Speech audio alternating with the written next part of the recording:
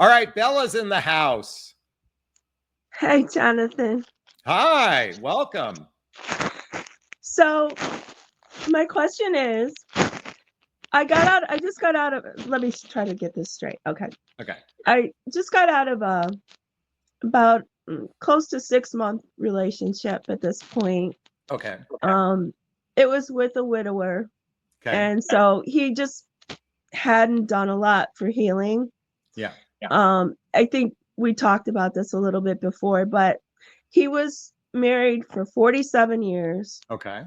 Wow. And that's a lifetime. And, you know, he no doubt he's a great dad and he was a good devoted father and he still is grandpa and everything.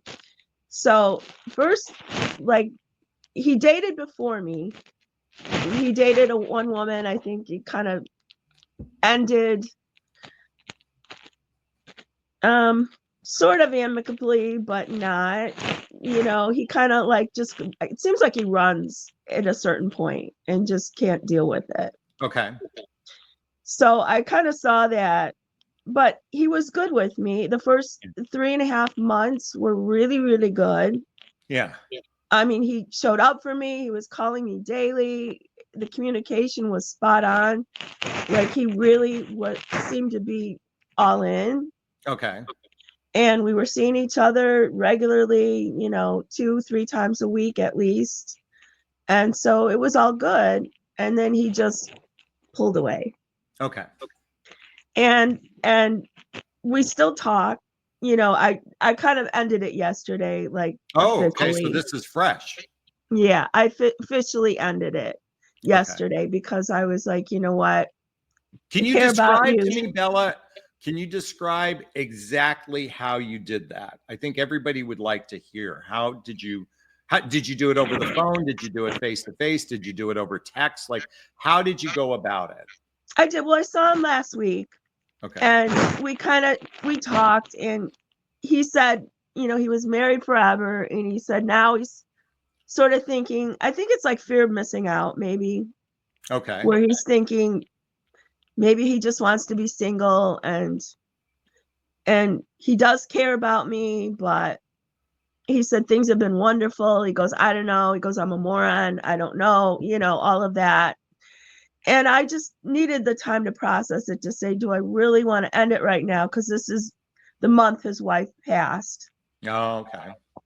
So that's triggering to him. I understand.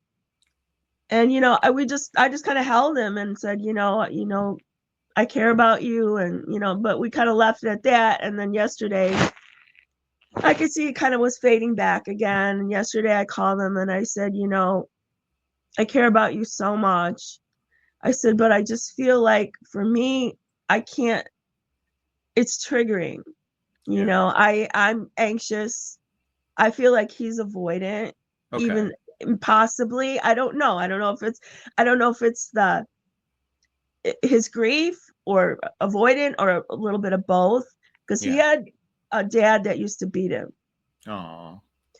So he grew up, he had a rough childhood, a little, you know, he really did. So, you know, I give him grace for that. You know, I mean, he's a good man, but I just feel like he just doesn't know what the hell he wants. And I feel like, you know, all I can do is let go at this point. And I told him, I care about you. And I said, but for me, you're in my heart and I need to heal and I need to detach because I can't move on. You know, you seem like you can, but I can't move on if you're still here so up front and center. Yeah. So I have to let go. He's like, well, we can still be friends. And I said, we're always friends. Yeah. You know, I said, but we were so much more than that right now, I don't know how that feels. Yeah. But we can touch base. You can open up, you know, I said, I just feel like I need to move on and see, you know, I'm not, you know, I'm 67, so I'm no spring chicken. And how old was he? 66. 66. Okay, so Bella, I want to go back. How did you inform? Maybe I didn't understand. did you ended it yesterday? Did you do it Yeah. over the phone? Did you do a text, or did Oh, you do on it the face to phone. face? On the phone. On the Yeah. phone. Okay. Yeah, Okay. we talked for about And a half hour. I'm going to assume the two of you were physically intimate as well. Oh, yeah. So they're yeah, okay. So it sounds like the And it sex was was great. good. It was Yeah. wonderful. Oh man, doesn't that suck? I mean, it would be It does easier if it suck. was It shitty really sex. bad. Okay. So, all right. So, what would you like to process in this conversation? I just, I guess I'm kind of second guessing a little bit that maybe Okay. this was bad timing, that I should have waited, but I feel like I've been waiting, for the past month. He's just been so detached. And then mentioning that he's thinking he might be with other women, I'm thinking, am I letting him go shopping with a cart full already? Like, Yeah. So, let's get inside his head for a moment, and then I want to spend some time getting inside your head. Okay, thank I you. would really like you to allow me to get inside your head in a moment. Of But course. okay, so 47-year marriage, was he in love with his wife? Oh, yes, very Deeply much. in love. Okay, and Yeah. how did she die? She had cancer. Okay, and how long did the cancer last? I want to say it was a while, but they really didn't know till the end, like probably about a year. Okay, so for a year they were preparing for her loss, right? Kind of. I don't think he really was. Like March 11th was like when she first collapsed, Okay. and they took her to the hospital. So like this month is so bad for him. Like Wait, I'm just to be thinking clear, how long ago did his wife pass again? What? 3 years this 3 years. month. Okay, I Yeah. you might have shared it, and I apologize for not remembering. Okay, so you have to recognize that when we deeply love someone, whether it's a child, a parent, a spouse, a friend, we form an attachment to that person, Of and course. certainly death is a very can be a traumatic experience, particularly if it's a death that lingered for a while. In other words, I meant like cancer, something that lingers for a while before it happens, versus an accidental death, a sudden death, that sort of thing, which is even, at least if it's something that lingers, you get to say goodbye to the other person, versus like my son who died in an accident. I never got a chance to say goodbye. So I want to just differentiate that. But most importantly, if he deeply loved her, my suspicion is that his capacity to open his heart to someone new could be very limited, and he has a fear of taking on emotional responsibility of another person's heart.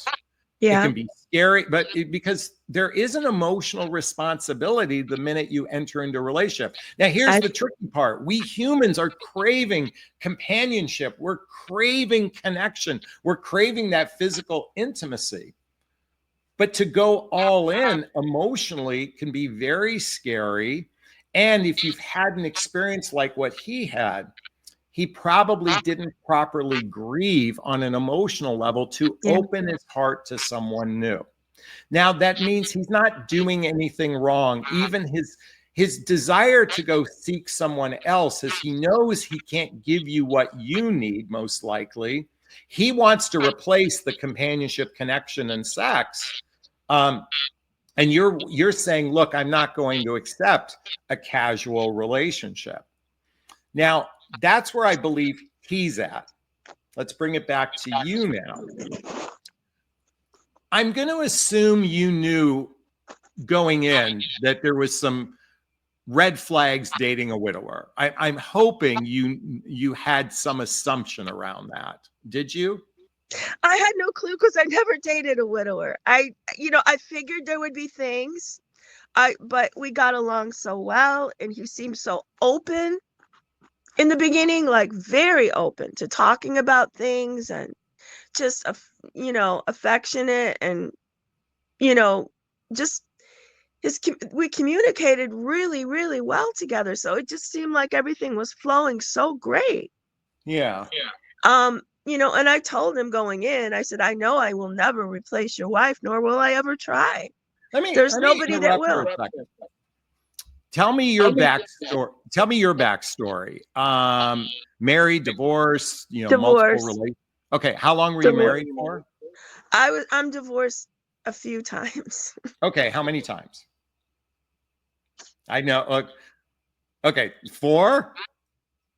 That's okay. That's okay. It's scary. I know. Look at Elizabeth Taylor. I think was married 8 times. I think Larry 9. King was married like 9. that. So, 9 times.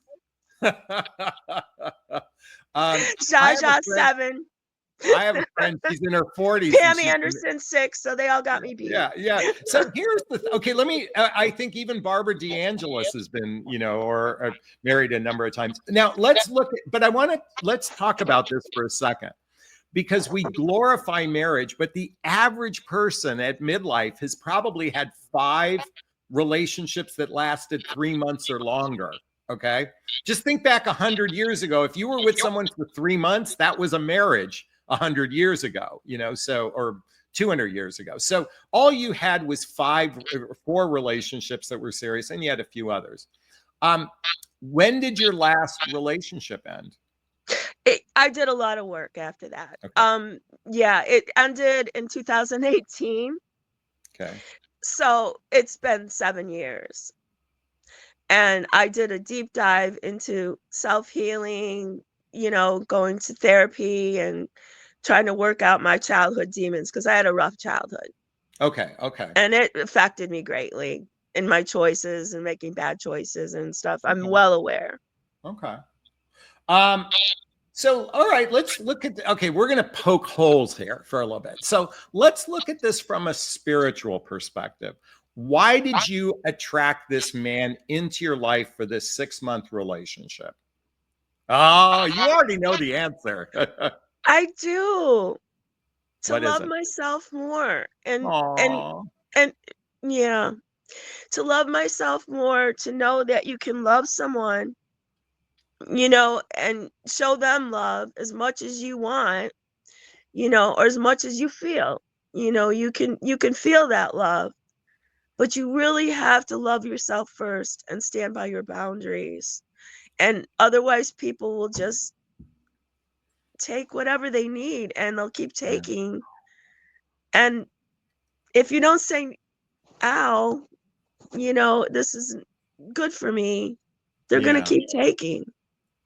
So, well, let's reframe the word taking, because if you're giving and it's mismatched, you have to take ownership of the giving too. I do. So okay, I want to poke around a little more. So my suspicion is, in your previous relationships, you didn't speak up.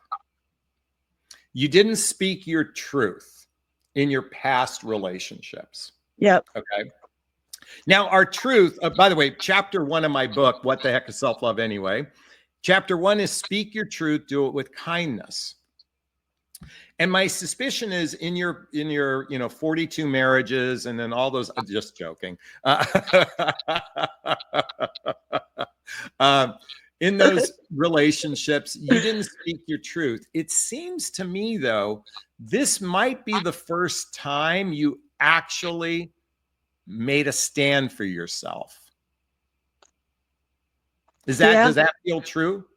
Yeah, well, there's still so much good in the relationship. I mean, I can't say, oh, he did this awful thing or that awful thing, or I see that he has I don't know, like I said, I can't diagnose, I don't know what's going on with him, with his grief. I try to understand. I told him he can talk to me anytime.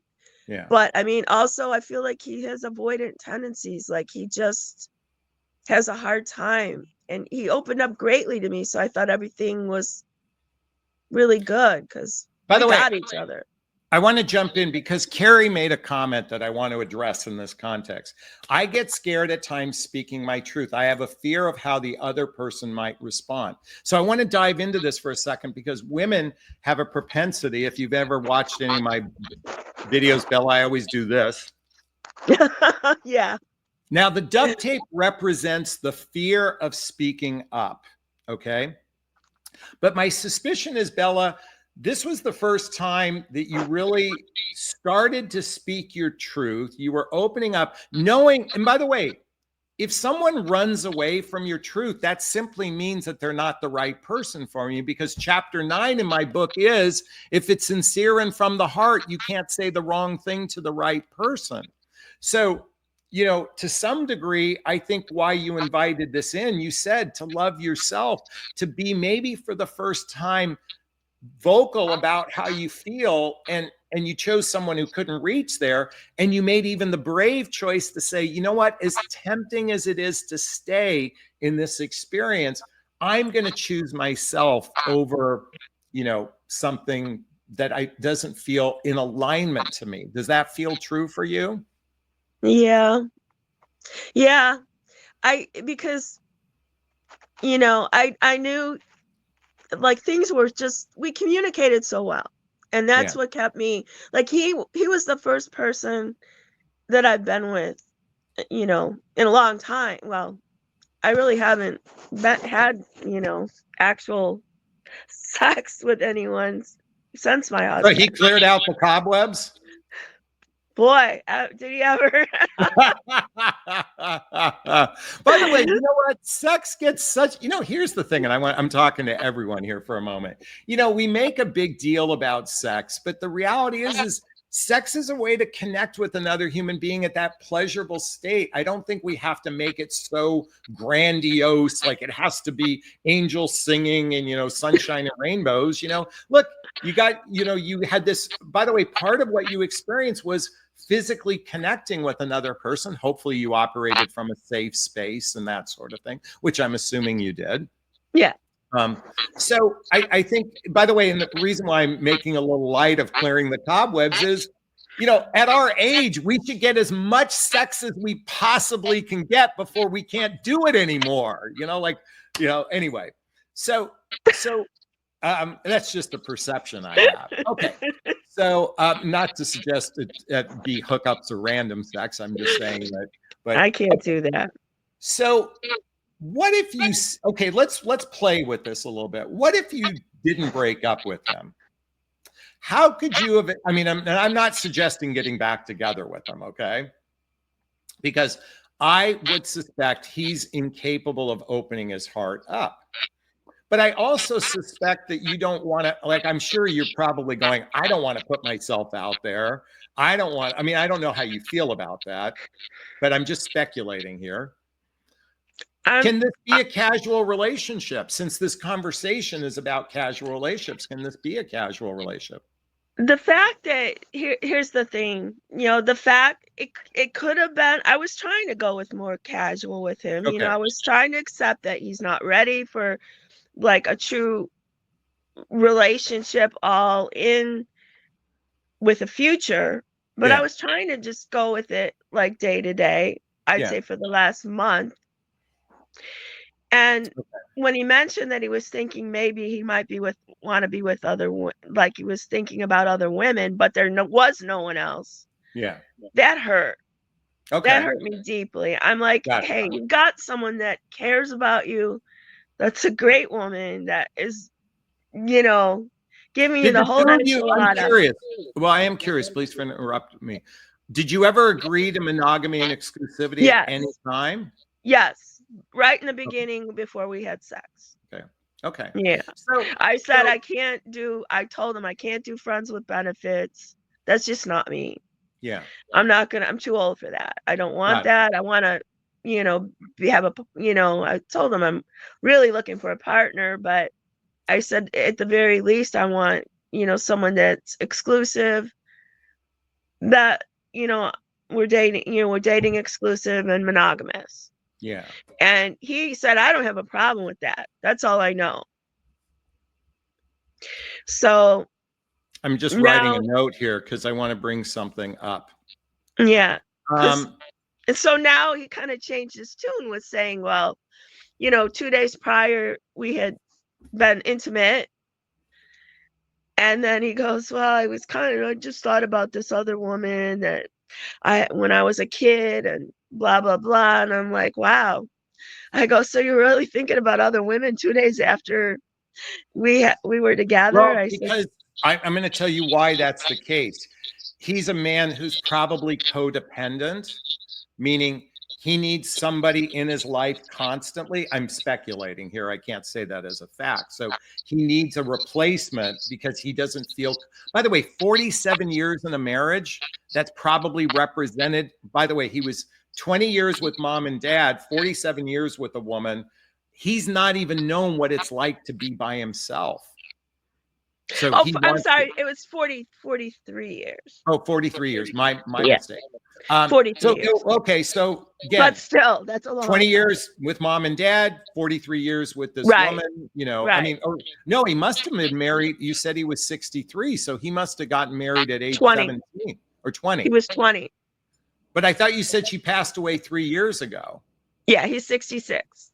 Oh, 66. Excuse me. I'm quick with math, so I made the mistake of thinking 63.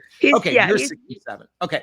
So he's like, I got to fill the hole. I need to fill the hole. I need to fill the hole. I need to fill the hole. It's not with this woman. I can't go any further with her. I can only go as far as I can go with her. I need to fill the hole. I need to fill. That's what's going on inside of him.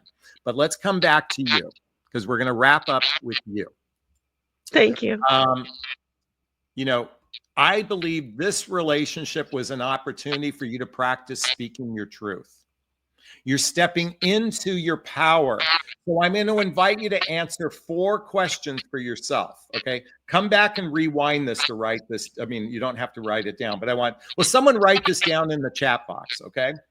Number 1, what positive things about yourself did you learn from this experience? What positive things about yourself did you learn from this experience? Okay. Number 2, how have I healed a childhood or adult wound from this experience? How have I healed a childhood or adult wound from this experience?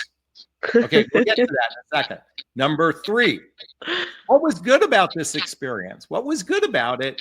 And lastly, what am I most grateful for? So it sounds like you have an answer to number 2. How have you healed? Well, I know that I have a bit of, you know, I'm probably anxious attachment, leaning towards, I'm trying, you know, I'm getting better at it. Like, he was great practice with that because I learned to kind of lean back and let it go and, you know, not get so anxious and stuff. So, yeah, but I was abandoned, you know, as a child. So I have abandonment wounds, and this was a little triggering. And so, yeah.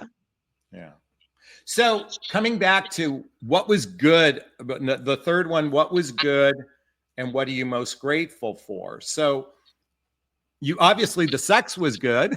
There was a lot of good things. Yeah. Okay. The sex was good. That was a good thing. I mean, you felt connected. What are you most grateful for from this experience? What are you most grateful for? To know that my heart is still open. Yeah.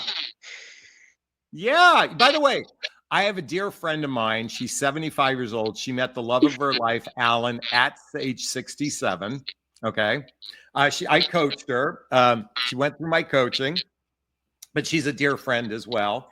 And she met Alan, who's the love of her life. They've been married now, I think, 67 or 75. So I guess 7 years, you know. Oh, by the way, Patty just posted the 3rd and 4th one. What was good and what are you most grateful for in this experience? So you know what? Okay, the reason why I challenged you, if you wanted to go back to casual, just to see how you responded. Right now, we are going to make a stand for your sovereignty, Bella. So let's do a prayer for Bella, everybody. God, universe, spirit, I'm inviting in for Bella a juicy, delicious, healthy, happy relationship where she has amazing chemistry with the man, and it's off the charts. And I'm being a little bit exaggerated for a point. It's amazing chemistry with great sex while she can still crank it out. They have great communication together, and even when there's conflicts, they can resolve the conflicts with ease in this relationship. They can blend lives together. They share the same values, and they can build the deep roots of trust through emotional maturity. God, universe, spirit, I invite this in for Bella. Can I get an amen?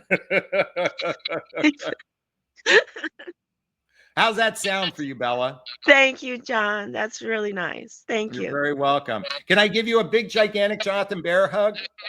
Of course. Right back Oh. at you. All right. Thanks a bunch, sweetheart. Thanks. Have a good one. You too. So Bella was brave enough to join us on the hot seat, or the love seat, excuse me. I used to call it hot seat. You know what? Great conversation. He's not ready for a relationship for a very genuine reason. He wasn't ready for anything serious. He wants companionship. He wants connection. He wants physical intimacy, but he's not capable of going all in on an emotional level. That's a very understandable place for someone to be in, particularly who's a widower. But what did she do? She made a stand for her sovereignty. She made a stand for her sovereignty. Okay? She spoke her truth. And she recognizes her value because she is holding space for a relationship where deeper love can be built through that emotional connection and that capacity to grow together as a couple. So we have to give Bella some props because she's making a stand for herself. And that's the invitation for you all. Look, relationships are scary. I mean, I get it. It's not easy. Putting yourself out there is not easy. I've said this before, dating a relationship is not for the faint of heart. And yet, we all have the capacity to open our hearts to love when we've done the inner work. And she even said she did a lot of inner work to get to this place. And maybe it wasn't the right relationship for her. I think this is a stepping stone for her to attract an amazing guy while she still has a good 20 plus years in her. Is this sinking in? Is this resonating with you? Please let me know. I'd like to hear your thoughts. Post a comment below. Carrie says, very proud of her. Sandy says, very proud of her. Exactly. Thank you, Sandy. Listen, if you did find value in this conversation, post a comment below. I'd like to hear your thoughts. And if you appreciate it, hit that like button. Please share this video. Please subscribe to my channel. Hit that notification bell so you can be notified of new videos as well. Also, if you want to connect with me directly, there's links below to schedule a discovery call with me to see if working with a coach is right for you. There's a link to join my group called Midlife Love Mastery. There's a link to follow me on Instagram and to get all the books I recommend, all listed below. And again, if you want to work with me, schedule a discovery call with me to see if working with a coach is right for you. All right, I'm going to wrap up this video as I always do. First off, give myself a big, gigantic Jonathan Bear hug of self-love. I'm going to reach into the camera and give you a hug of love, if that's okay. I'm going to ask you to turn to someone, a pet, a teddy bear, a pillow, and give it or them a hug of love, because hugs are a great source of love. And let's face it, we could all use more love in our lives. I want to thank Carrie and Carol and Patty and Debbie and RM Bells and Sandy and Alita says, Jonathan, you're currently my favorite relationship coach. Carrie says, I found a lot of value. I appreciate you. Carrie says, I'm on the verge of stepping stone to something better. Or I believe I'm on there. Lisa, Joan, RM, Patty, Charity, Catherine, let's see who else. Everyone, Kathy, Canadian, everyone, thanks so much. Wishing you all a super duper wonderful day. Take care. Bye now. Bye-bye.